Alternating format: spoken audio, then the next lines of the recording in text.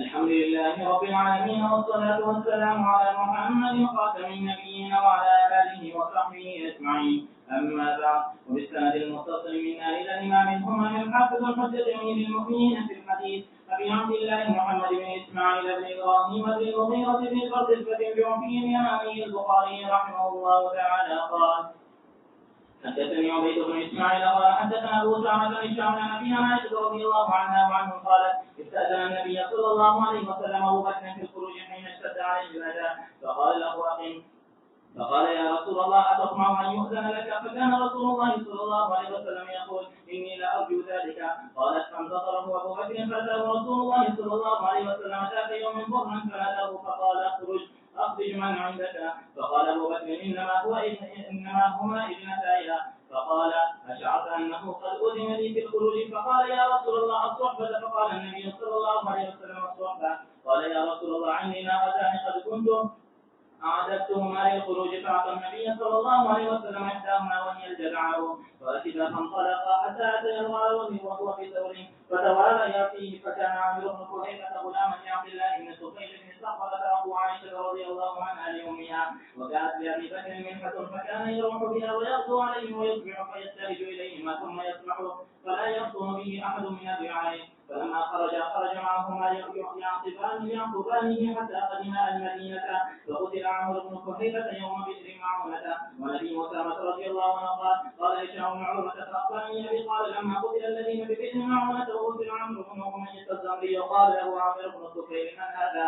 أشار إلى قتيل، فقال له عمرو بن أمية: هذا عامر بن كهيلة. فقال: لقد رأيته بعدما قتل رفع إلى السماء، حتى إني لأنظر إلى السماء بينه وبين الأرض ثم رفع. فأتى النبي صلى الله عليه وسلم قرنهم فنعاهم، فقال: إن أصحابكم قد أصيبوا وإنهم قد سألوا ربهم فقالوا: ربنا أخبر عنا إخواننا بما رضينا عنك ورضيت عنا. فأخبرهم عنه، وأصيب يومئذ فيهم عروة بن أسماء بن الصلت، فسمي عروة به، ومنذر بن عمرو سمي به منذرا. صلی اللہ علیہ رسول الکریم بعد. ہمارا ارادہ تو آج چھٹی کا تھا، مولوی محمد طلحہ کے اشراف پر حاضر ہوا، میری داڑھ نسل میں تکلیف ہے. یہ واقعہ یہاں پر امام بخاری لا رہے ہیں ہجرت کا واقعہ، اور ہجرت کا واقعہ بیر معونہ میں لا رہے ہیں عامر بن فہیرہ رضی اللہ عنہ کی وجہ سے، کیونکہ بیر معونہ میں شہید ہوئے تھے. تو میں نے بتایا امام بخاری کی عادت ہے کہ ادنا ملابست کی وجہ سے اس باب کے تحت اس کو لاتا ہے. یہ ہجرت کا واقعہ ہے کہ پیغمبر صلی اللہ علیہ وسلم سے ابوبکر صدیق نے کہا کہ آپ اجازت دیں میں ہجرت کر جاؤں، تو ناقین فرمایا بھی نہیں جانا. تو نے کہا کہ کیا آپ کو بھی یہ امید ہے کہ ہجرت کی اجازت ملے گی؟ کہا کہ نعم. تو پھر ہجرت کی ان کو اجازت مل گئی اس وسلم کو. تو آپ آئے، آپ نے فرمایا اخرج من کان عندک. دوپہر کو آئے، فرمایا گھر والوں کو نکالو، میں نے اکیلے بات کرنی ہے. فرمایا انما ہوا ابنتایا، فرمایا یہ میری بیٹیاں ہیں میرے پاس. میری جو بیٹیاں ہوتی ہیں یہ رازدار ہوتی ہیں. اور یہ ہجرت کا معاملہ کوئی معمولی نہیں تھا. آپ دیکھیں 3 دن تک پیغمبر صلی اللہ علیہ وسلم غار ثور میں چھپے رہے اور ہجرت کی، اور کتنے واقعات پیش آئے. اگر یہ بات باہر نکل جاتی تو کتنی تکلیف ہو جاتی. فرمایا یہ میری بیٹیاں ہیں، حضرت عائشہ صدیقہ رضی اللہ عنہا اور حضرت اسماء رضی اللہ تعالیٰ عنہا. اور میں میری بیٹیاں لہٰذا کوئی فکر کی بات نہیں، آپ بات کر لیں. تو ان کے سامنے بات کی. یہ جو زمانے کی بیٹیاں اور عورتیں ہیں جن میں رازداری تھی. آج تو کسی بات کو پھیلانا ہو تو کسی عورت کو کہہ دو، اور اس کو یہ بھی کہہ دو کسی کو بتانا نہیں، پورے محلے میں جا کر بتا دیں. ہو امرتایا، کہا کہ صوبہ، کہا میں پھر ساتھ جا پاتا، صوبہ کے ساتھ چلو. یا رسول اللہ اندی ناقتان، یہ روایت دیکھو یہاں کی، میرے یہاں 2 اونٹنیاں ہیں. قد کنت عادتہما للخروج، میں نے وہ اسی کے لیے تیار کی تھی، ہجرت کے لیے بھی جہاں بھی جانا ہوگا تو وہ اونٹیوں پر جاؤں.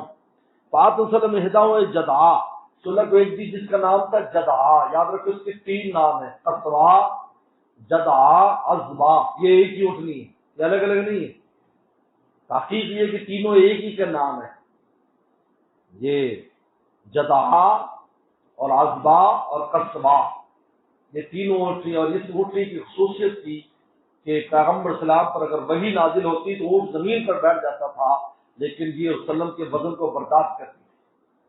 4 سال کی عمر میں رسول اللہ کی خدمت میں آئی تھی اور پھر 11 سال تک یہ زندہ رہی.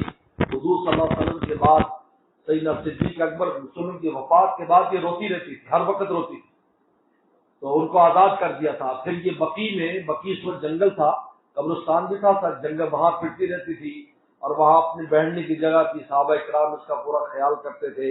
اور پھر اسی میں حضرت سیدنا صدیق اکبر کے زمانے میں اس اونٹنی کا انتقال ہو گیا.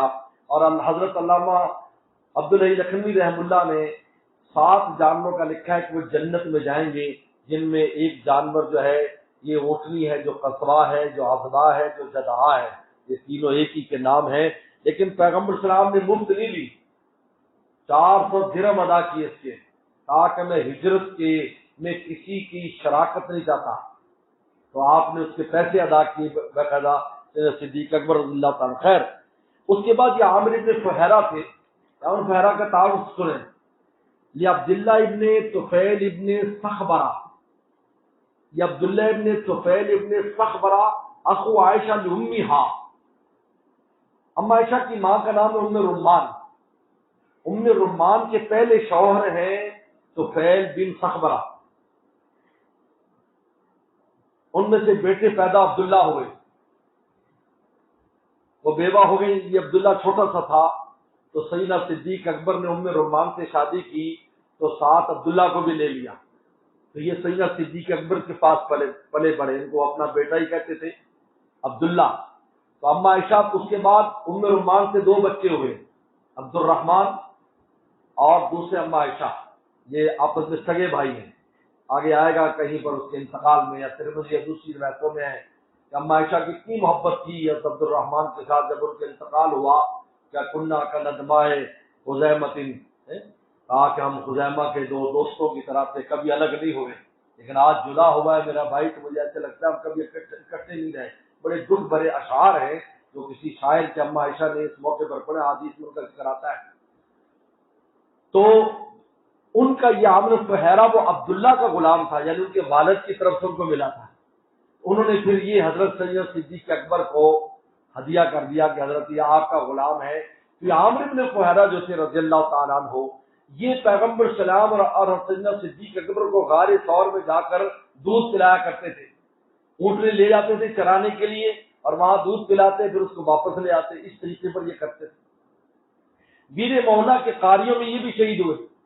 اور جب یہ شہید ہوئے تو عامر بن طفیل نے، یہ جو ایک صحابی قید ہوئے تھے عامر بن امیہ الضمری، جو ٹانگ سے کچھ معذور تھے، جن کو اس نے آزاد کر، اس سے پوچھا کہ یہ شخص کون ہے عامر فہیرہ. انہوں نے کہا کہ یہ عامر فہیرہ ہے، سیدنا صدیق اکبر کا غلام ہے. یہ کہا کہ میں نے دیکھا کہ یہ جب مرنے کے بعد دیکھا کہ اس کی جو ناش تھی وہ آسمانوں کی طرف چلی گئی اور کافی دیر اوپر رہی، پھر زمین پر لا کر رکھی گئی، تو اس لیے میں پوچھ رہا ہوں کہ یہ شخص کون ہے. انہوں نے کہا کہ یہ کیونکہ پیغمبر سلام اور صدیق اکبر کے ساتھ انہوں نے ہجرت کی تھی اور ان کی بڑی ایسی حالات میں خدمت کی تھی کہ کوئی قریب بھی نہیں آ سکتا. غار ثور پر آنا جانا تو معمولی بات نہیں تھی، وہاں پر ان نے خدمت کی. اللہ نے ان کو یہ مقام دیا کہ ان کو فرشتے پہلے آسمانوں پر لے گئے اور کسی خاص وجہ سے پھر ان کو لا کر زمین پر رکھا. اس واقعے کی وجہ سے، عامر بن فہیرہ کے اس قصے کی وجہ سے امام بخاری ہجرت کا واقعہ، عامر فہیرہ کا واقعہ یہاں پر لا رہے ہیں. فرمایا کہ اس میں شہید ہونے والوں میں عروہ بن اسما بھی تھے. لہذا عروہ جو ہے، عروہ بن زبیر، ان کا نام جو عروہ رکھا گیا تو ان کے نام پر، کیونکہ بیر مونا میں جو قاری شہید ہوئے تھے تو اس قاری کے نام پر انہوں نے نام رکھا ان کا عروہ. اور منذر بن عمر بھی شہید ہوئے تھے، لہذا منذر جو ہے، منذر زبیر، حضرت زبیر کے دوسرے بیٹے منذر ہیں، تو انہوں نے ان کا نام ان کے نام پر رکھا، یعنی انہوں نے قاریوں کے نام پر رکھا جو شہید ہوئے. صحابہ کرام نے اپنے بچوں کے نام ان قاریوں کو کہ ظلمن شہید ہوئے تھے اور بہت اونچی صفات کے مالک تھے کہ رات کو اللہ کے سامنے روتے رہتے تھے، دن میں لکڑیاں جمع کرتے تھے، رسول اللہ سے پڑھا کرتے تھے، صفہ کے طالب علم تھے. ان کے نام پر انہوں نے اپنے بچوں کے نام رکھے ہیں. اس واقعے کی وجہ سے امام بخاری رحمۃ اللہ علیہ ہجرت کا واقعہ یہاں لائے. آپ کو امام بخاری کا طرز سمجھ آ گیا ہوگا امام بخاری حدیث کس انداز سے لایا کرتا ہے. چلو. وإن قال حدثني محمد قال أخبرنا عبد الله قال أخبرنا سليمان بن تيمية عن ابن بلال عن أنس رضي الله عنه قال أدركنا النبي صلى الله عليه وسلم كان الركوع شهرا يدعو على رعل وذكوان ويقول عصية عن الله ورسوله وبه قال حدثنا يحيى بن بكير قال حدثنا مالك عن اسحاق بن عبد الله بن ابي طلحه عن انس بن مالك رضي الله عنه قال كان النبي صلى الله عليه وسلم على الذين قدروا يعني اصحابه ببئر معونه 30 صراحا حين يدعو على بيعه والاكوان والاحيانا وعصية عقد الله ورسوله صلى الله عليه وسلم قال انس فانزل الله تعالى للنبي صلى الله عليه وسلم في الذين قتلوا اصحاب بئر معونه قرانا قرانا وحتى نسخ بعده بلغوا قومنا فقد لقينا ربنا ورضينا عنا ورضينا عنه. وبه قال حدثنا موسى بن اسماعيل قال حدثنا عبد الواحد قال حدثنا عاصم والاحمد قال سالت انس بن مالك عن القنوت في الصلاه فقال نعم فقلت كان قبل الركوع او بعده قال قبله قلت فان فلانا اخبرني عنك انك قلت بعده قال كذب انما قال رسول الله صلى الله عليه وسلم بعد الركوع شهرا انه كان بعث يقال لهم القراء وهم 70 رجلا الى ناس من المشركين وبينه وبين رسول الله صلى الله عليه وسلم عهد قبلهم وظهر هؤلاء الذين كان بينهم وبين رسول الله صلى الله عليه وسلم عهدهم فقال رسول الله صلى الله عليه وسلم بعد الركوع شهرا يدعو عليهم. باب غزوۃ الخندق وہی الاحزاب، غزوہ خندق کا بیان ہے، غزوہ احزاب بھی کہتے ہیں۔ سورہ احزاب کا پوری ابتدائی آیات اس کے بارے میں، ان کی تفسیر پڑھنے والی اس انداز میں، یعنی یہ وہ غزوہ ہے کہ جس میں سب سے زیادہ سخت آزمائش صحابہ کرام پر آئی۔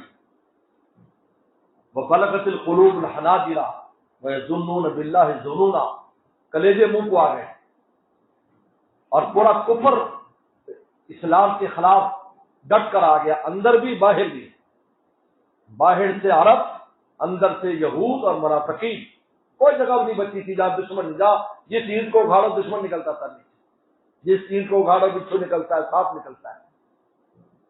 لیکن حضرات صحابہ کرام نے اور رسول اللہ نے جس استقامت کے اس موقع پر مظاہرہ کیا ہے، تو قرآن کی آیت نازل ہوئی، لقد کان لکم فی رسول اسوۃ حسنہ، تاکہ یہ کیا ہے تمہاری ٹانگیں مولویوں چلنے لگتی ہیں، لقد کا رسول اللہ کے عہد کو دیکھو، نہیں ہمارے لیے یہ حالات آتے رہتے ہیں، لیکن یہ نہیں سمجھے کہ اسلام ختم ہو گیا، ورنہ یہ موقع تھا اس پر پہلے کہہ دیتے کہ اسلام ختم ہو گیا، لیکن ایسا نہیں ہے۔ بلکہ قرآن مجید نے جو عجیب کہا ہے، تو آیت پڑھو نا کہ رما رال مومنون احزاب قالوا هذا ما اللہ رسول وصدق اللہ رسول وما زادهم الا ایمانا وتسلیما۔ اس آیت کی عجیب تفسیر ہے کہ جب احزاب کو دیکھا تو بجائے صحابہ میں کمزوری آنے کی، یعنی ظاہری کمزوری تو یہ تھی کہ صحابہ پر اتنا خوف طاری تھا کہ اکیلا پیشاب کرنے کو نہیں جاتا تھا، لیکن ایمان کی حالت یہ تھی کہ ھذا ما وعدنا اللہ ورسولہ، کہ اللہ رسول نے کہا کہ وقت آئے گا کہ ایسا ہو جائے گا کہ تمہیں لگے گا کہ تم ختم کر دیے گئے، لیکن اس کے بعد پورا عالم تم پر کھل جائے گا۔ لہذا ایک وعدہ تو پورا ہو گیا کہ وہ وقت آ گیا کہ بلغت القلوب الحناجر، اب معلوم کہ اس کے بعد دوسرا وقت آنے والا ہے، ما زادهم الا ایمانا وتسلیما، ان کے ایمان اور جو ہے فرما برداری میں مزید اضافہ ہو گیا۔ یہ غزوہ خندق جس کو غزوہ احزاب کہتے ہیں، یہ کب ہوا ہے؟ امام بخاری کی رائے ہے موسیٰ یقما کان فی شوال سنہ 4، شوال 4 ہجری میں، لیکن یہ موسیٰ بن عقبہ کی رائے سے، امام بخاری کی رائے سے اہل سیر نے اتفاق نہیں کیا ہے۔ یہ 5 ہجری ذیقعدہ 5 ہجری ہوا ہے، 5 ذیقعدہ 5 ہجری، یہ کہتے ہیں شوال 4 میں ہوا، 1 سال پہلے، جبکہ اہل سیر کہتے ہیں کہ 5 میں ہوا ہے۔ امام بخاری کے بعد 2 دلیلیں، پہلی دلیل موسیٰ بن عقبہ قول ہے، میں نے بتایا موسیٰ بن عقبہ بہت بڑا امام ہے سیرت کا۔ دوسری دلیل آگے آ رہی ہے کہ عبداللہ بن عمر رضی اللہ عنہ فرماتے ہیں جب احد میں مجھے پیش کیا گیا میری 14 سال عمر تھی، پھر خندق میں میری 15 سال ہو گئی، تو کہا کہ 14 سال 1 سال کے بعد 15 سال، تو لہذا خندق 3 میں ہوا اور احد 3 میں ہوا، احد میں پیش کیا گیا تو میری عمر جو ہے وہ 14 سال تھی، جب خندق میں پیش ہوا تو 15 سال، تو لہذا جب احد میں 14 تو 1 سال کے بعد 15 تو وہ 3 میں ہوا، تو یہ کس میں ہو جائے گا؟ 4 میں۔ سمجھ آپ کو سوال میں نے بات سنائی، لیکن ان دونوں کا جواب بہت آسان ہے۔ موسیٰ بن عقبہ نے جو کہا ہے 4 ہجری میں، اصل میں آپ کو پتہ ہے کہ عربوں کی عادت ہے کہ کسر کو شمار نہیں کرتے، چھوٹا عدد جو ہوتا ہے وہ شمار نہیں کرتے، جیسے 25 ہوگا تو 5 شمار نہیں کرتے، 20 کہیں گے، 32 ہے تو 30 کہیں گے، 2 شمار نہیں کرتے، عربوں کی عادت ہے۔ اس لیے شمائل ترمذی میں آپ پڑھو گے ایک روایت میں وسلم نے مکہ میں 10 سال رہے اور جو ہے مدینہ میں 10 سال رہے تو 13 سال کا ذکر ہی نہیں ہے 3 والے کا، وہ پورا عدد کو بیان کرتے ہیں جس کا راؤنڈ فگر کہتے ہیں انگریزی میں آج کا راؤنڈ فگر۔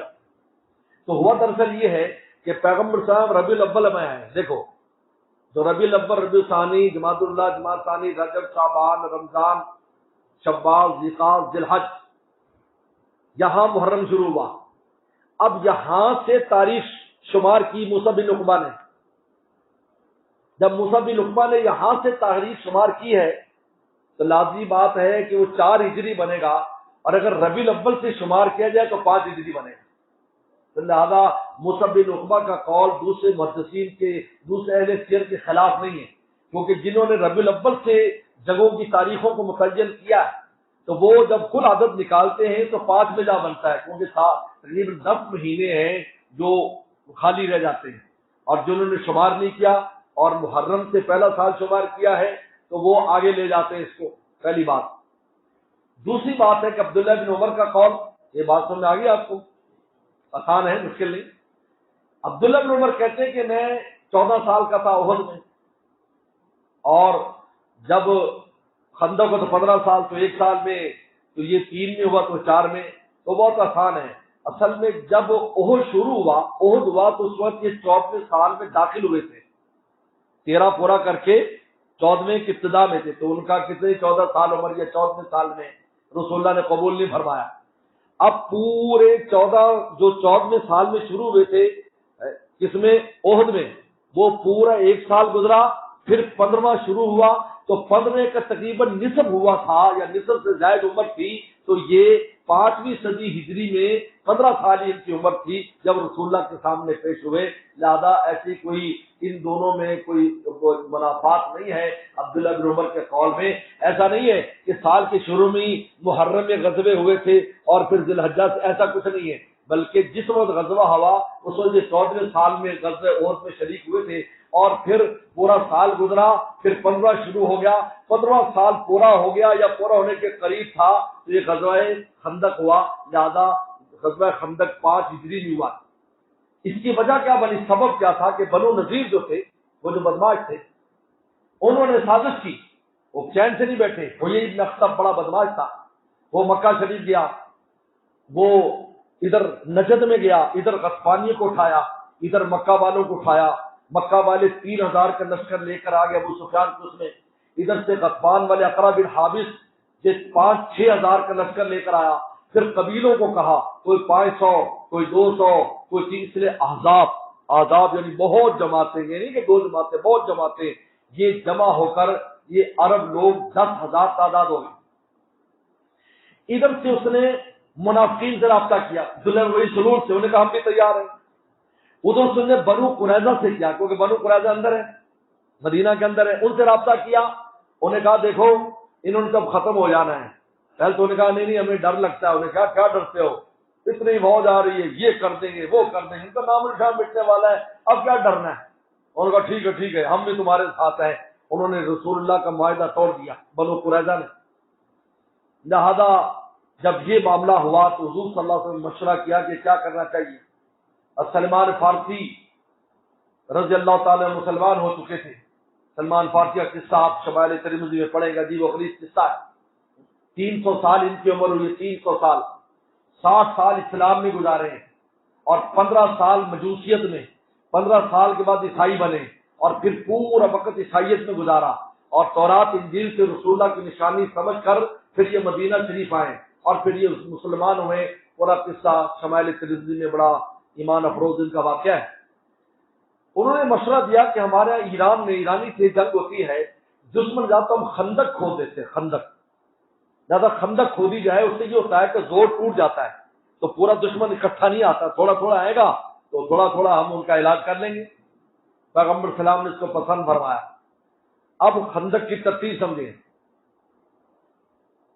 یہ ادھر مکہ شریف ہے جنوب کی جانب، یہ شمال ہے، ادھر شام ہے، یہ مشرق ہے، یہ مغرب ہے، ادھر بھی کالے پتھر ہے، ادھر بھی کالے پتھر ہے، اور اس طرف احد پہاڑ ہے۔ اور پار اس طرف ہے شمال کی جانب، ٹھیک ہے، ادھر مکہ شریف ہے اور ادھر ہررا کالے پتھر ہیں جدھر آج کل ایئرپورٹ وغیرہ ہے، اور اس طرف بھی کالے پتھر ہیں۔ اس طرف یعنی اس طرف ایک پہاڑ جس کو جبل صلا کہتے ہیں، اس وقت دور لگتا تھا، آج تو بالکل حصہ ہے۔ اس جبل صلا سے اس طرف یہ مشرق ہے اور یہ مغرب ہے۔ یہ وہ جگہ ہے جہاں سے دشمن آ جا سکتا ہے، کیونکہ یہ میدانی علاقہ ہے۔ اس طرف پہاڑ ہیں، مکانات ہیں، باغات ہیں، یہاں سے دشمن آسانی سے نہیں آ سکتا۔ ان کو مارنا آسان ہے دشمن کو، یعنی دشمن کو مارنے کا ادھر آتے تو آسانی سے مارا جاتا، کیونکہ باغات میں گھس جاتا، باغات میں ان کو مارا جاتا، مکانوں میں مارا جاتا، پہاڑوں کی وادی میں مارا جاتا، کیونکہ مدینہ والے تو سارا کچھ جانتے تھے۔ لیکن انہوں نے اس میدان سے آنا تھا، جنگی نقطہ نگاہ سے ان کو کھلی جگہ چاہیے تھی، کیونکہ مجمع بہت بڑا تھا۔ تو ادھر سور پہاڑ ہے، میں نے کل بتایا تھا، اور یہ جبل صلا ہے۔ یہ 3.5 میل کی یہ خندق یوں کھودی گئی مشرق اور مغرب کے درمیان۔ اب تمہیں آ گیا، آپ کو مشرق اور مغرب کے درمیان کھودی گئی۔ اب دشمن نے یہاں سے آنا تھا، مشرق مغرب جو ہے نا وہ بند کر دیا گیا۔ مشرق مغرب یعنی مشرق مغرب کو یعنی اس طرح کر کے اس کو بند کر دیا گیا مشرق مغرب کو۔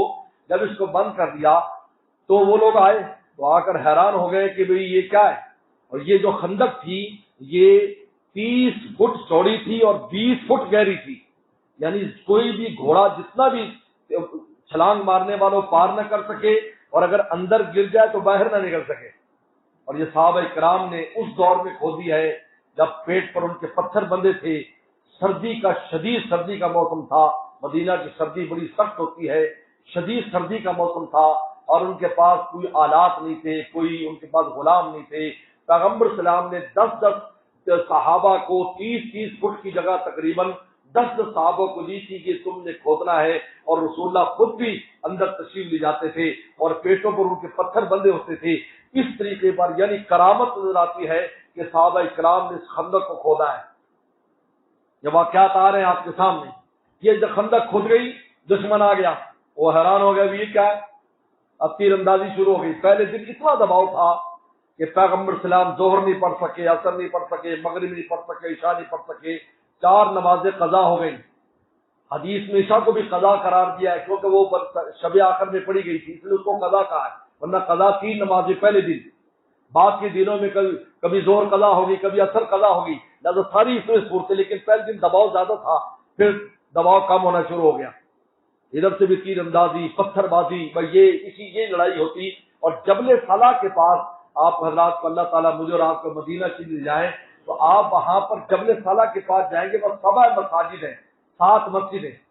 یہ 7 مسجدیں 7 کیمپ ہیں صحابہ کے، قبیلوں کے اعتبار سے۔ وہ جو کھودتے تھے وہ ان کے، یہ بنو سلمہ ہے، یہ خزرج والے ہیں، یہ بنو نجار ہے، فلاں، یہ قریشی ہے، مہاجر ہیں، ان کے کیمپ تھے جو وہاں سے جا کر کھودتے تھے، کام کرتے تھے، بعد میں جنگ کی صورت میں وہاں رہتے تھے۔ پیغمبر سلام کبھی اس کیمپ میں جا کر نماز پڑھاتے، کبھی یہاں نماز پڑھاتے، کبھی یہاں۔ بعد میں جب ترکوں کی حکومت آئی تو ترکوں نے اس جگہ پر مسجدیں بنا دی، جن میں سے کچھ اکثر مسجدیں تو ختم ہو گئیں، اب مسجد خندق ہے، لیکن ان میں 2-3 مسجدیں، مسجد سلمان فارسی وہ موجود ہے، مسجد فتح بڑی عجیب و غریب مسجد ہے، جہاں رسول اللہ نے بدھ والے دن دعا کی تھی ظہر اور عصر کے درمیان، اور دعا ایسی قبول ہوئی کہ پھر آگے جو واقعہ آ رہا ہے کہ دشمن تتر بتر ہو گیا۔ اس لیے آج بھی جابر بن عبداللہ رضی اللہ عنہ کی روایت ہے، وہ فرماتے ہیں آج بھی اگر کوئی بدھ والے دن ظہر عصر کے درمیان جو ہے مسجد فتح میں جا کر دعا کرے تو یقیناً قبول ہوتی ہے۔ فرماتے ہیں میرا معمول ہے میں اگر مدینہ میں ہوں تو ہر بدھ کو جا کر وہاں دعا کرتا ہوں۔ آج بھی اہل مدینہ جاتے ہیں، الحمدللہ میری بھی عادت ہے، اور طلحہ بھی بہت دفعہ ان کو لے کر گیا ہوں، بدھ والے دن ہم وہاں ضرور دعا کرتے ہیں۔ جابر بن عبداللہ کی روایت ہے یہ۔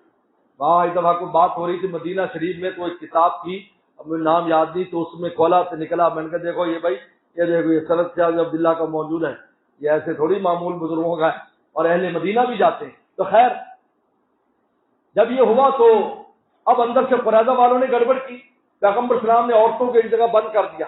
وہ مشہور واقعہ ہے کہ وہ انہوں نے عورتوں پر حملہ کیا، حسان بن ثابت وہاں پہرے پر تھے۔ اب یہ شاعر آدمی تھے اور وہ تھوڑے سے کمزور بھی تھے، تو اماں اسما نے کہا کہ مار اس کو، یہودی پھرتا ہے یہاں، جاسوسی کرنے آیا ہے؟ تو انہوں نے کہا نہیں میں نہیں مارتا. تو اما اسما نکلی, ڈنڈا لے کر اس کے سر کے اوپر ڈنڈا مارا اور اس کو آخرت میں جہنم میں پہنچا دیے. تو بنو قریظہ والوں نے اتنی بدماشی کی اور کہ رات دن یہ خبریں آتی تھی کہ اب ایسے ہونے والا, اب ایسے ہونے والا ہے. تو پیغمبر صلی اللہ علیہ وسلم پر نے بہت سے آدمی بھی بھیجے. بعد میں ابو مسعود اشجعی ایک صحابی نئے نئے مسلمان ہوئے تھے اور رسول اللہ کے پاس حضرت آپ میری دوستی بنو غطفان کے ساتھ بھی ہے, نجدیوں کے ساتھ, میری قریشیوں کے ساتھ بھی ہے, میری ان یہودیوں کے ساتھ, آپ اگر مجھے اجازت دیں میں کوئی کردار ادا کروں؟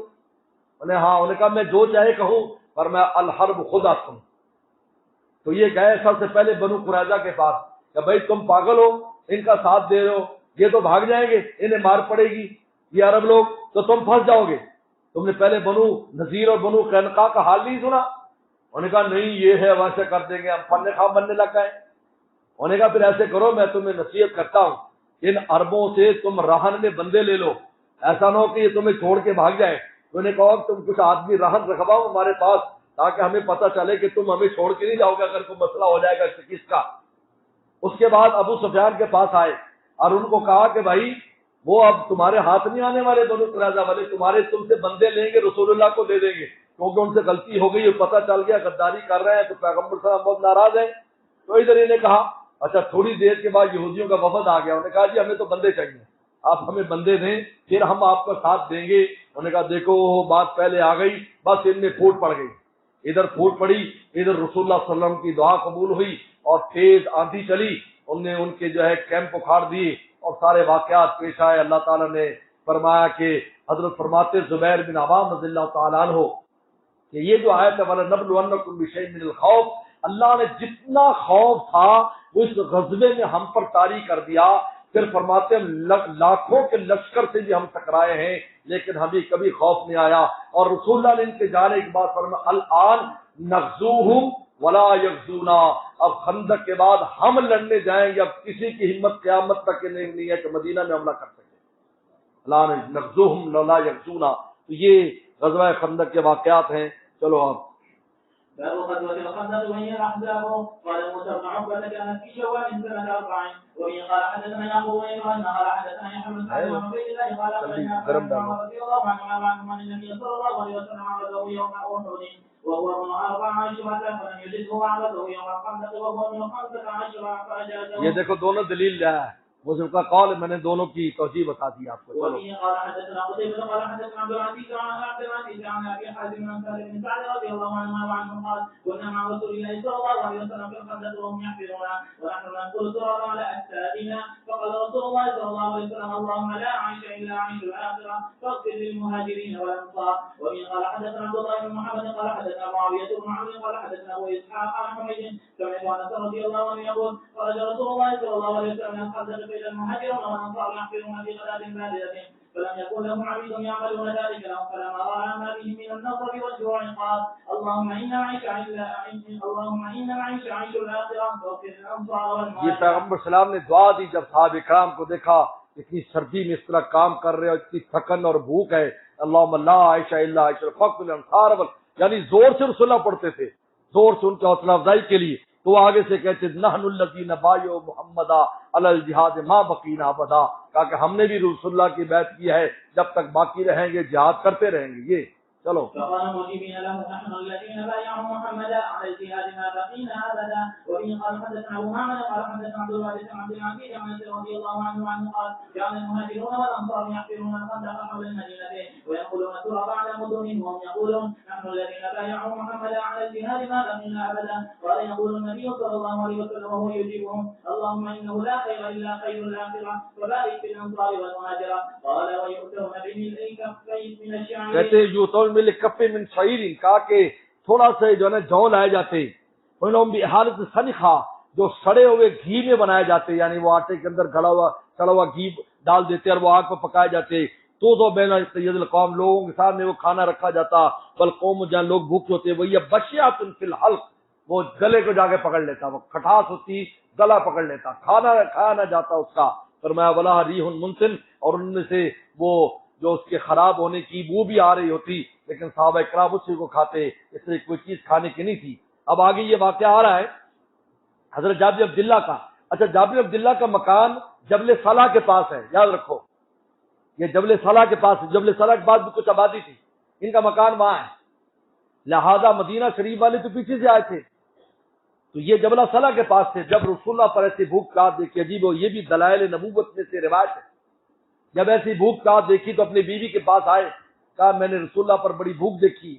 کہتے 3 دن ایسے گزر گئے تھے، کھایا نہیں تھا پیا نہیں تھا. تو انہوں نے کہا کہ پھر کہا کہ گھر میں چھوٹا بکرا ہے اور ان کے پاس تھوڑے سے جوں سے، کہا تو آٹا بنا، میں بکرا ذبح کرتا ہوں اور پیغمبر صلی اللہ علیہ وسلم کو میں دعوت دیتا ہوں.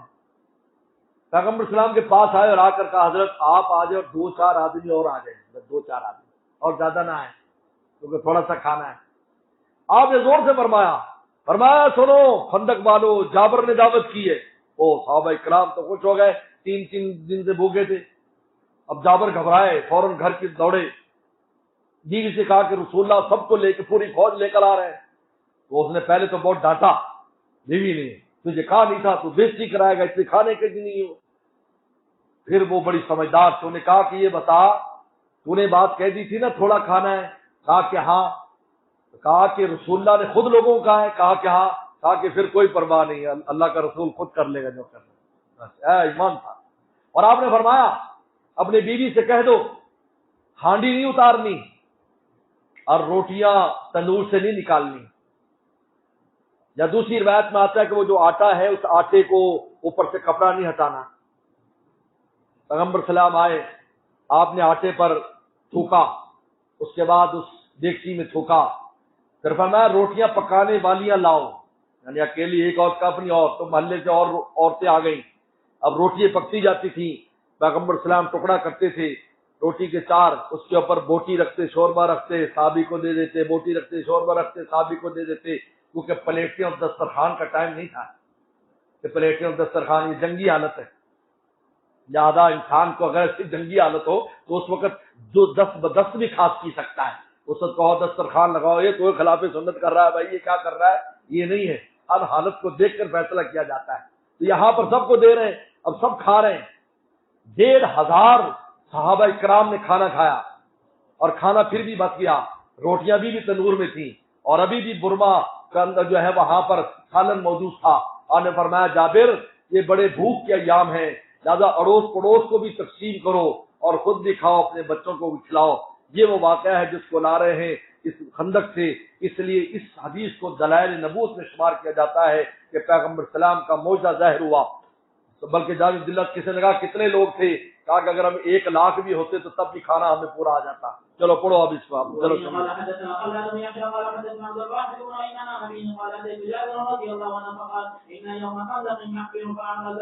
خودیت شدیدہ، خودیہ میں نا سخت پتھر کی طرح زمین ہوتی، تو کچی ہے لیکن پتھریلی پتھر کی طرح ہوتی، ٹوٹتی نہیں ہے. وہ پیش آ گئی تو پیغمبر صلی اللہ علیہ وسلم خود اترے اور آپ کے حالانکہ پیٹ پر پتھر 2 بندے ہوئے تھے، آپ نے اس کے اوپر جو ہے وہ کدال ماری.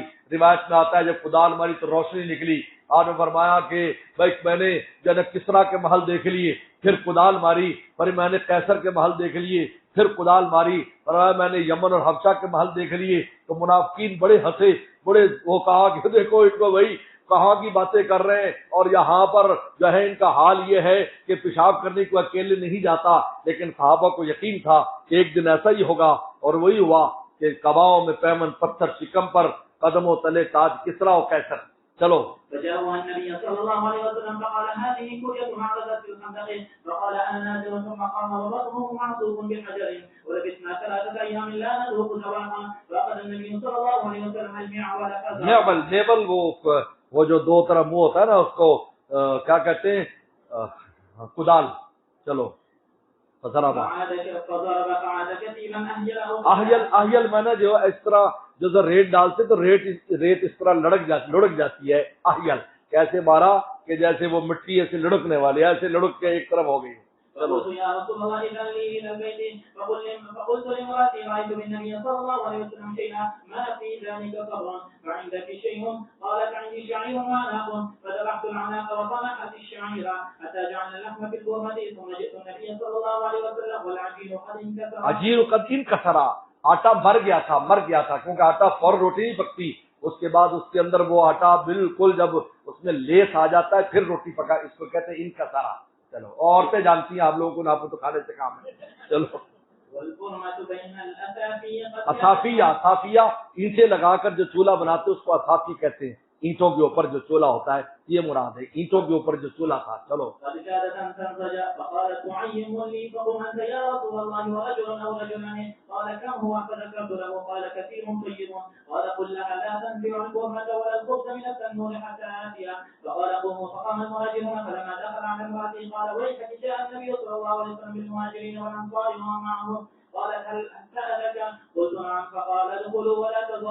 بلا تذاقتوا، شور نہیں کرنا، آرام آرام سے گھر میں آؤ. اب روٹی توڑتے اس پر گوشت رکھتے اور اس کو ڈھانپ دیا جاتا. یہ ایسے کسی چیز کو کھلا کر دینا، نظر لگاتا ختم کر دیتا ہے. ایسی چیز میں انسان اس کے ذریعے نکالے چھپا کر.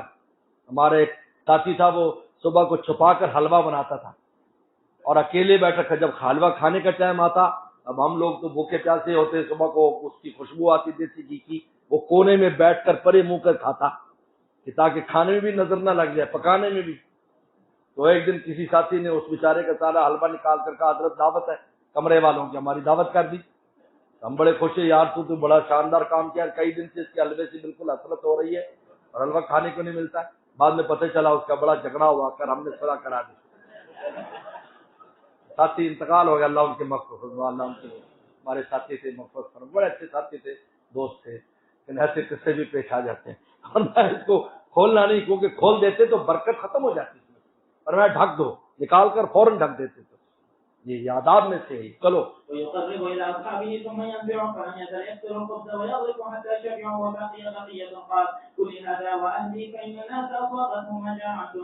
وفي قال حدثني عمرو بن علي قال حدثنا ابو عاصم قال اخبرنا حنظله بن ابي سفيان قال اخبرنا سعيد بن مينا قال سمعت جابر بن عبد الله رضي الله عنه قال لما حفر الخندق رايت للنبي صلى الله عليه وسلم خرقا شديدا فاستفيت الى امراتي فقلت هل عندك شيء فاني رايت لرسول الله صلى الله عليه وسلم خرقا شديدا فاخرجت الي جرادا فيه طعام من شعير ولنا بهيمه داجن فذبحتها وطرحت الشعير فقربت الى فراغي وقطعتها في امتها ثم وليت الى رسول الله صلى الله عليه وسلم فقالت لا تفضحنی.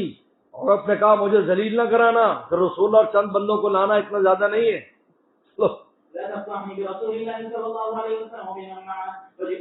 فساررته، میں نے چپکے سے کان میں کہا حضرت تھوڑے سے بندے لے کے آنا.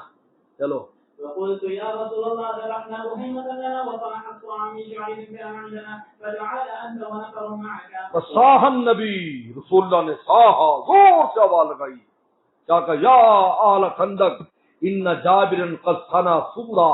یہ سور حبشی زبان کا لفظ ہے. حبشی زبان میں دعوت کو کہتے ہیں، عربی زبان کا لفظ نہیں. عربی زبان میں تو ولیمہ کہتے ہیں، عربی زبان میں عزومہ کہتے ہیں. آج کل یہ عزومہ کہتے ہیں، ولیمہ کہتے ہیں اس کو. اور میں سورا، یہ حبشی زبان، کیونکہ رسول اللہ دوسری زبانوں کے الفاظ بھی بولتے. فارسی بھی بولی آپ نے، پتہ یہ فارسیوں کو نہیں پتا، فارسی بولی. حضرت ابو ہریرہ رضی اللہ عنہ کے پیٹ میں درد تھا، فرمایا الشکمت درد، کہ تیرے شکم میں درد ہے؟ کا نام یا رسول اللہ. فرمایا قم فصلی فإن فی الصلاۃ شفا. یہ روایت ہے صلاۃ شفا کے بارے میں. تو بہرحال شکمت درد، تو یہ سورہ تو آپ نے فارسی زبان میں، یہ جو حبشی زبان میں کہا کہ دعوت تیار کی ہے. چلو فحي حلا بكم فقال رسول الله صلى الله عليه وسلم لا تنزلون قرمتكم ولا تخبزون عجينكم حتى أجيا. فجئت وجاء رسول الله صلى الله عليه وسلم يقول الناس حتى جئت امرأتي فقالت بك وبك فقلت بك وبك، تو یوں ہے. خوب ڈانٹا. عورتیں مردوں کو ڈانٹ لیتی ہیں یا اپنی مردان کے خلاف نہ سمجھے. دیکھو ڈانٹا، جابر بن عبداللہ صحابی کو ڈانٹ دیا.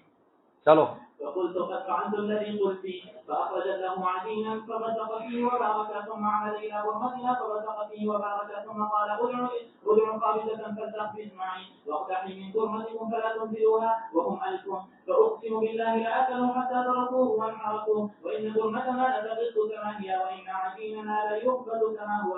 وفي قال حدثني عثمان بن شيبة قال حدثنا عبد الله عن هشام عن أبي عائشة رضي الله عنها وعنه إذ جاءوكم من فوقكم ومن أسفل منكم وإذ زاغت الأبصار قالت كان ذلك من اوپر سے آئے، یہ بنو غطفان والے، یہ اوپر سے آئے، یہ نجد سے، نجد اوپر والا علاقہ، اور نیچے سے آئے یہ تہامہ سے آئے، کون؟ قریش والے، کیونکہ سمندر کا علاقہ ہے یہ، زیادہ اس طرف سار آنکھیں الٹ گئی ان کو دیکھ کر، لشکروں کو ایسا خوف طاری ہوا۔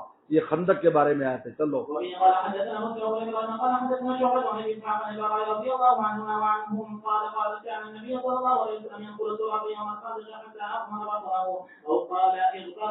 پیغمبر اسلام خود مٹی کو، اچھا دیکھو، ایک تو خندق کھودنا، پھر اس خندق کی مٹی بھی باہر نکالنی ہے، مٹی بھی کیسے صحابہ نے نکالی ہوگی، آج آلات کے ساتھ بھی کرنا مشکل ہے، اتنی بڑی خندق اور پتھریلی زمین میں۔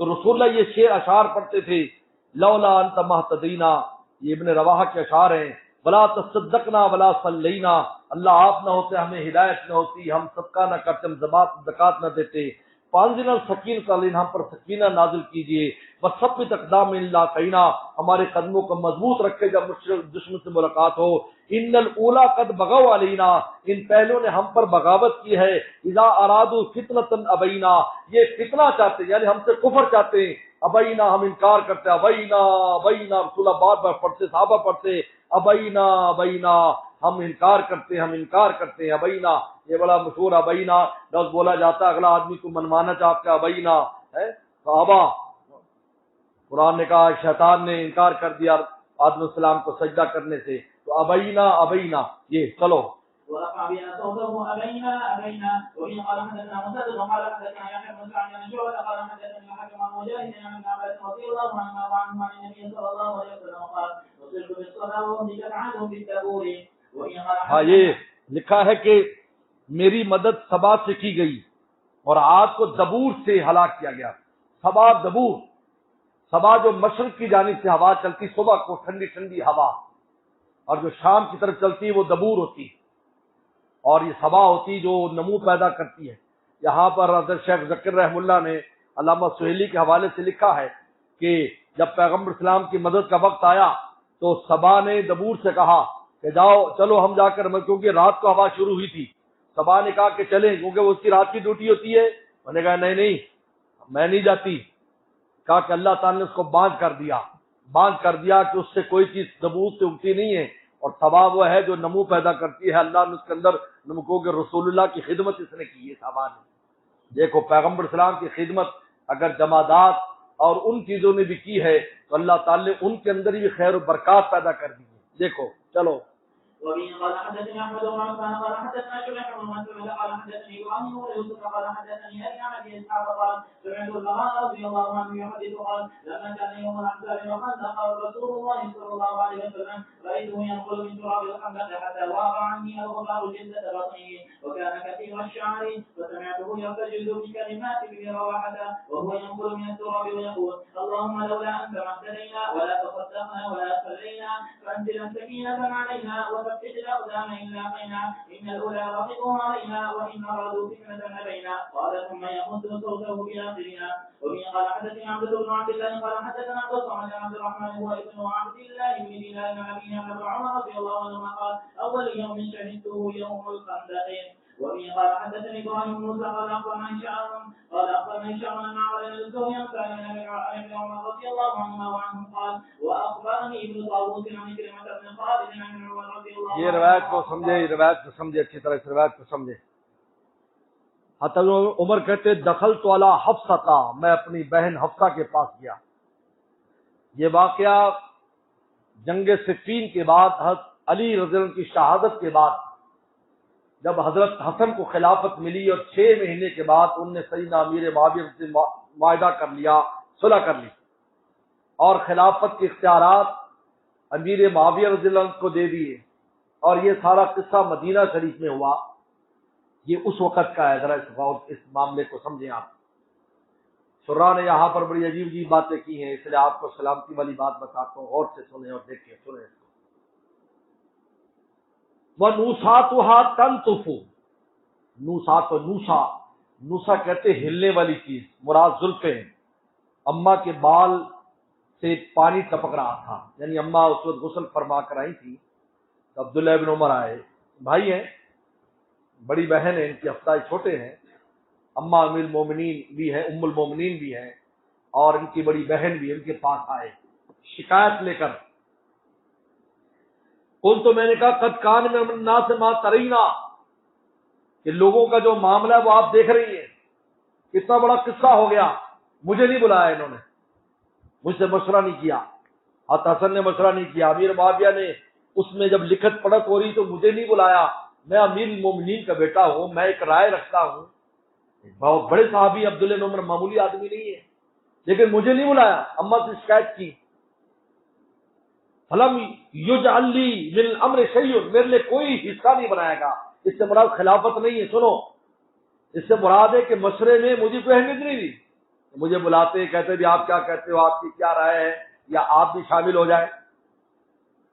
اللہ اکبر، اماں کا دیکھے، فقالت الحق، ہم نے کہا جاؤ جاؤ تم خود اس مجلس میں چلے جاؤ، جاؤ جہاں بھی مجلس ہو رہی تھی، مسجد نبی جہاں بھی، کہ الحق یہ ہے ماں، الحق خود جاؤ، حالانکہ انہوں نے بلایا نہیں، انہوں نے کہا کہ مجھے بلایا نہیں، کہا الحق فإنهم ينتظرونك، وہ تیرا انتظار کر رہے ہیں، یہ اماں نے اپنی طرف سے کہا کہ تیرا انتظار کر رہے، جاؤ، کیونکہ اگر یہ نہ جاتے ان کی بنیاد پر کل کو فسادی لوگ فساد کرتے، عبداللہ بن عمر شامل نہیں تھا، کہ جاؤ، اماں نے کہا ایسا نہ ہو، کیونکہ پہلے اتنے جھگڑے اور لڑائیاں ہو چکی تھی، ایک کتنی ہزاروں صحابہ شہید ہو چکے تھے، فرمایا لک وخشا یکون فیہ احتباس کان فرقۃ، مجھے ڈر ہے اگر تو ان سے رک جائے گا تو نیا یہ تفریق کا ذریعہ بن جائے گی یہ چیز، فلم تدو حتی ذهب، نہیں چھوڑا، وہ کہتے نہیں میں نہیں کہا، نہیں چلو چلو چلو، آخر عبداللہ بن عمر کو بھیج دیا، مجلس میں چلے گئے،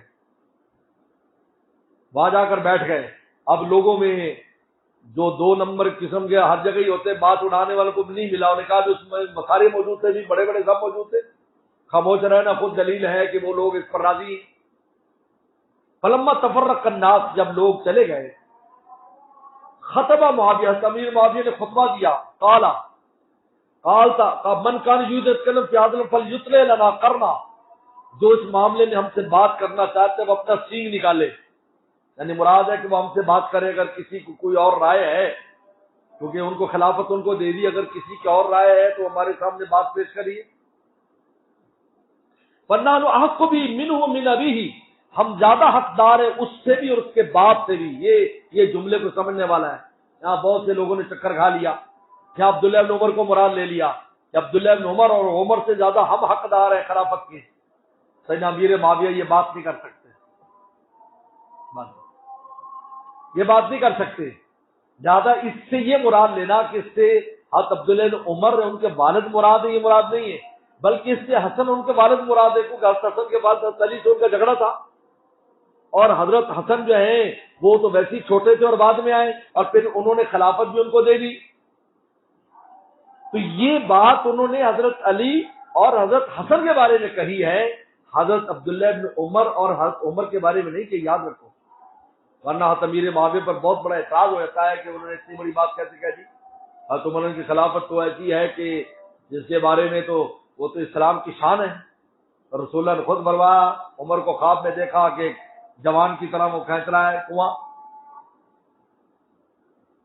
قال حضرت سلمہ اللہ جب تہو، انہوں نے کہا آپ نے جواب کیوں نہیں دیا، جواب کیا دینا تھا کہ آپ کہتے بھئی حضرت علی جو ہے وہ اپنے زمانے میں خلیفہ حق تھے، کیونکہ اجتہادی خطا تھی سیدنا امیر معاویہ رضی اللہ تعالیٰ کی، تم یہ کہتے یہ بات، انہوں نے کہا میرا دل تو چاہا کہ میں یہ بات کہوں، لیکن میں نے کہا کہ میری بات کا لوگ غلط مطلب اڑا دیں گے، اور یہ جو بڑی مشکل سے صلح ہوئی ہے صلح پھر ختم ہو جائے گی، یہ ہے اصل ان کا، یہ اللہ جب تہو، قال عبداللہ حللت حبوتی، میں نے اپنے حبوا کہتے ہیں کہ بیٹھ کر چادر ٹانگ پر باندھ لیتے ہیں، اس کو حبوا کہتے ہیں، وہ جس طرح گاؤں دیہات والے بیٹھتے ہیں، تو حضور رسول اللہ بھی ایسے بیٹھتے تھے اور وہ بھی اسی طرح بیٹھے تھے، میں نے وہ کھولی، ہم تو نقولو، میں کہنے لگا تھا آق کو بھی حاضر من کا من قاتل قوم اباک السلام، کہ اس کا حقدار وہ ہے جو تجھ سے بھی جس نے قتال کیا، تیرے باپ سے بھی اسلام میں، کیونکہ حضرت علی تو بچپن سے مسلمان تھے اور انہوں نے ابو سفیان کے خلاف بھی جہاد کیا جب وہ مسلمان نہیں تھے، اور امیر معاویہ بھی فتح مکہ کے موقع پر مسلمان ہوئے تھے، لہذا کہا کہ وہ زیادہ حقدار ہے، میں کہنے لگا تھا، یعنی حضرت علی حق پر سے یہ کہنے لگا تھا، فخشیت ان اقول کلمۃ، لیکن مجھے خوف ہوا کہ میں ایسی بات نہ کہوں تفرق بین الجمیع، جو سب میں پھر فرقت ڈال دے، وَيَسْفِكُ الدَّمُ اور خون پھر بہنے لگ جائے، وَيَجْعَلُ عَنِّي غَيْرَ ذَلِكَ يُعْمَلُ عَنِّي غَيْرَ ذَلِكَ اور میری طرف سے کوئی اور بات اڑا دی جائے، فَذَكَرْتُ مَا عَدَّ اللَّهُ فِي الْجِنَانِ تو میں نے یاد کہ اللہ نے جو ہمارے لیے آخرت میں جنتیں تیار کی ہیں ہمارے لیے وہی، اگر دنیا کے معاملات میں ہمیں کوئی حصہ نہیں ملا تو کوئی بات نہیں، قال حفظت وسمت تھا حفظت وسمت حبیب نے کہا جو شاگرد ہے اللہ نے آپ کی حفاظت کی، اگر آپ یہ بات کر دیتے تو یہاں پر ایک بہت جھگڑا کھڑا ہو جاتا، ایک نیا فتنہ کھڑا ہو جاتا۔ ان عبد الرزاق نوساتھا، چلو قال حدثنا ابو نعيم قال حدثنا سفيان بن اسحاق عن سليمان بن سعد رضي الله عنه قال النبي صلى الله عليه وسلم يوم الاحزاب نقضهم ولا يقضوننا. وفي قال حدثني عبد الله بن محمد قال حدثنا يحيى بن علي قال حدثنا اسرائيل وسمعت ابا اسحاق يقول سمعت سليمان بن سعد يقول سمعت النبي صلى الله عليه وسلم يقول فإن أجري الأحزاب عنه الآن نقضوهم ولا يقضوننا نحن نسير إليهم. وفي قال حدثنا إسحاق قال حدثنا روح قال حدثنا هشام عن محمد عن أبي ذر رضي الله عنه عن النبي صلى الله عليه وسلم أنه قال يوم الخندق ملأ الله عليهم بيوتهم وقبورهم نارا كما شغلونا عن الصلاة الوسطى حتى غابت الشمس. یہ ایک دن کا واقعہ ہے، ایک دن ایسا ہوا کہ آپ نے عصر کی نماز جو ہے وہ عصر کی نماز ایک دن ایسا ہوا کہ عصر کی نماز وہ ہوئی. چلو چلتا ہے جنریٹر وغیرہ کا ہے. وبه قال حدثنا المكي بن ابراهيم قال حدثنا هشام عن يحيى عن ابي سلمة عن جابر بن عبد الله رضي الله عنهما وعنهم ان عمر بن الخطاب جاء يوم الخندق بعدما غربت الشمس جعل يسب كفار قريش فقال يا رسول الله ما كدت ان اصلي حتى كادت الشمس ان تغرب. قال النبي صلى الله عليه وسلم وانا والله ما صليتها. فنزلنا مع النبي صلى الله عليه وسلم بطحانا فتوضأ للصلاة وتوضأنا لها فصلى العصر بعدما غربت الشمس ثم صلى بعدها المغرب. حضرت عمر نے تو پڑھ لی تھی لیکن پیغمبر فرمایا ہو ہمیں تو یاد بھی نہیں کہ پڑھنی ہے، تو آپ نے پھر غروب شمس کے بعد پہلے عصر پڑھی ترتیب سے، اس کے بعد مغرب پڑھی. یہ بھی دلیل ہے کہ ترتیب سے قضا کی جاتی، یہ بھی دلیل ہے، تو یہ آپ کو ترمذی میں کام دے گی اگر یاد رہی تو. چلو وبه قال حدثنا محمد بن كثير قال اخبرنا سفيان عن ابن المنكدر قال سمعت جابرا يقول قال رسول الله صلى الله عليه وسلم يوم الاحزاب من ياتينا بخبر القوم فقال الزبير انا ثم قال من ياتينا بخبر القوم فقال الزبير انا ثم قال من ياتينا بخبر القوم فقال الزبير انا قال ان لكل نبي حواريا وان حواري الزبير. اب ایک اور خبر لائے گا تمہارے کا میں لاتا ہوں، 3 دفعہ کہا کہ ہر نبی کا حواری پکا خاص دوست، ہماری کہتے خاص دوست، تو میرا جگری دوست جو ہے نا وہ زبیر ہے. تو پھر گئے وہاں پر خبر لائے، اور حذیفہ بن یمان کے بارے میں بھی آتا ہے. چلو اب یہ دعائیں ہیں جو رسول اللہ نے اس موقع پر پڑھی، یہ دعائیں چلو.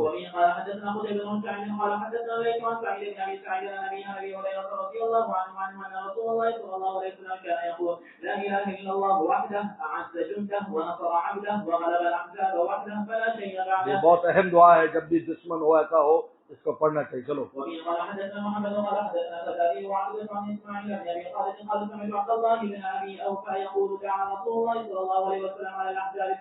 اللهم انزل الكتاب سريع الحساب اهزم الاحزاب اللهم اهزمهم وزلزلهم. وبه قال حدثنا محمد بن مهاجر قال اخبرنا عبد الله قال اخبرنا موسى بن عقبه عن سالم ونافع عن عبد الله رضي الله عنه ان رسول الله صلى الله عليه وسلم كان اذا قبل من الغزو او الحج او العمره يبدا فيكبر 3 مرات ثم يقول لا اله الا الله وحده لا شريك له له الملك وله الحمد وهو على كل شيء قدير آئبون تائبون عابدون ساجدون لربنا حامدون صدق الله وعده ونصر عبده وهزم الاحزاب وحده. ماشاء اللہ، اسٹیشن آ گیا.